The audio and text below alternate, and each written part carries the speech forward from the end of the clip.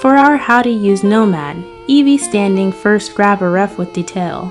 We'll break down Eevee into base shapes red and secondary shapes blue. Base shapes are the big structures of the character or object, like the head, body, and tail. Secondary shapes will be the smaller tractors that are a bit that make the character who they are, like fur tufts, legs, ears, and facial features.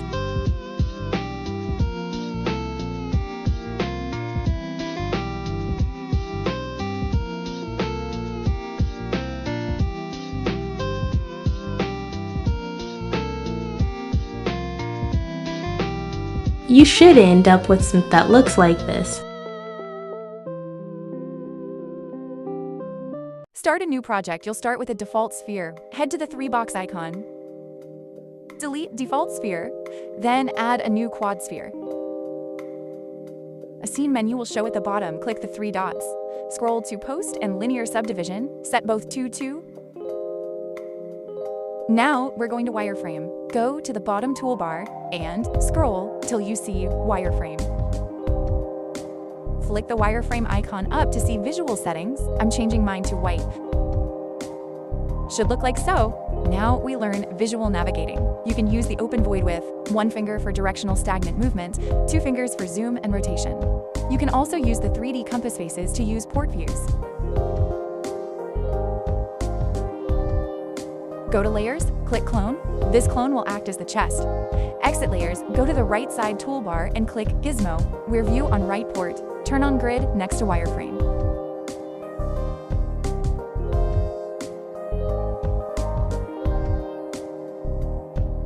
I want to be able to stay on this view so I don't move it. To do so, we'll go to the camera icon, scroll down to speed, set rotation to 0%. This will restrict left and right, but not up and down.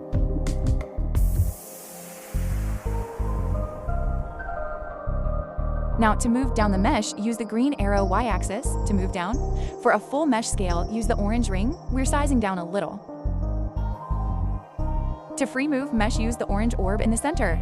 We're just going to move it to the right. You can use the blue arrow z-axis for this. Go to Layers and Clone again. Move this one back a bit, like so. Then we're going to scale with the blue orb. This will scale it only on z-axis.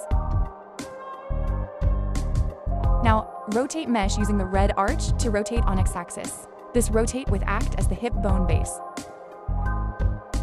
We're done with the base circles. We are going to verify mesh. To do so, we will go to Layers, click each one at a time, and hit the green check to validate mesh. After so, you should be able to see your sculpt tools. We're using the drag tool located on the right side toolbar.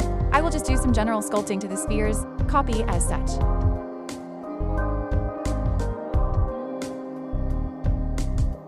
We can import our reference image. Go to the image icon. Check the box for reference image. Go to Import and select the desired image. Next to the image, click Transform. You can move directionally with 1 finger or zoom and rotate with 2 fingers. Tap the screen to confirm picture placement. Now we can sculpt to image.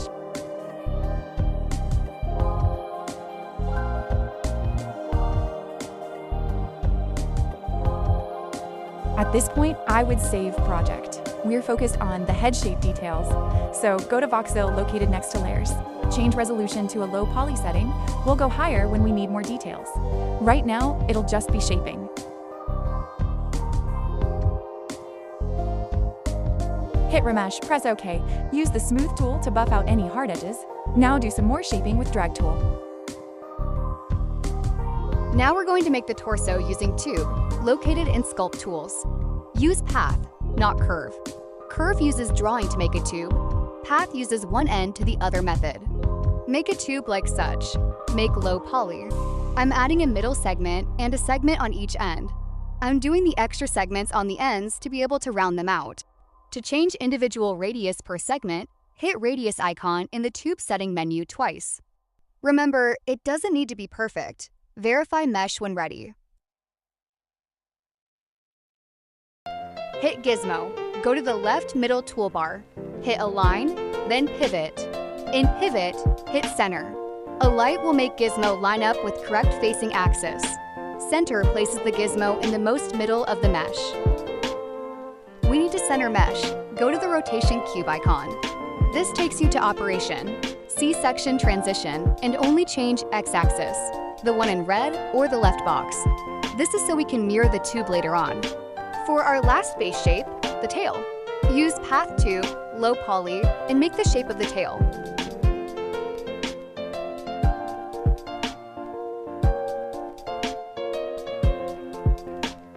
Some more adjustments and... Lastly, the neck. Select by tapping Chest Mesh and use Drag Sculpt tool to make the neck. The rest is adjusting shapes. This concludes part 1 on basic shapes for our Eevee.